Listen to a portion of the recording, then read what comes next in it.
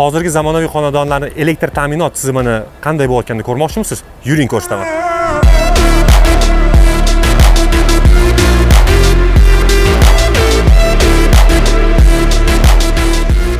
Mana xonadonimiz hozir asosiy shitini oldiga tushib oldik. Ko'rayotgan bo'lsangiz, bu ishlatilgan mahsulotlari asosan Chin mahsulotlaridan yig'ilgan. Kirash avtomati NXM avtomatini 125 gabarit 63 amperli avtomatlarimizga qo'yilgan. 25 secheniya kabelimizga mo'ljallangan. Ko'rib turgan bo'lsangiz, bu yerda birinchi liniyamiz, ikkinchi liniyamiz va generator uchun vhodlarimiz berilgan. Birinchi liniyamiz bilan ikkinchi liniyaning o'rtasida bu yerda hozir AVR qo'yilgan. NXZ AVRimiz qo'yilgan 125 amperli 125 gabaritga 4 polisli. Ko'rayotgan bo'lsangiz, liniyamizga kirishimiz ham avtomatning NXMlarni 4 polislidan foydalanganmiz.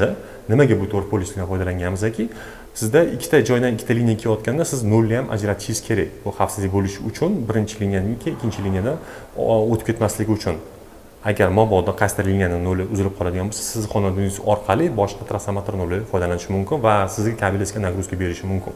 Shuning uchun ajratish kerak. Bizda avtomatlarimiz ham, AVRlarimiz ham xuddi shunga mo'ljallangan. Bu AVRimizdan chiqishimizdan keyin ko'rayotgan bo'lsangiz, bu yerda garatskoy bilan generator o'rtasida ham отдельно yana bitta AVRimiz qo'yilgan. Bu yerda ham NXM 125 gabarit 4 polislini qo'yilgan.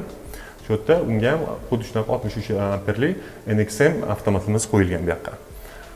Bu yerdan chiqishimizda generator bilan garatskoy liniyadan bitta chiqish beriladi. Chiqishimizdan o'zida keyin ruchnoy переключениyaga qo'yilganmiz. Uyga ravnomerni taqsimlash uchun mabodo qaysidir fazamizda problem bo'lgan bo'lsa, ruchnoy qo'yishimiz mumkin boshqa fazaga agar mabodo kerak bo'lsa. Asosan bu 3 ta fazaga teng taqsimlanib turishi shart.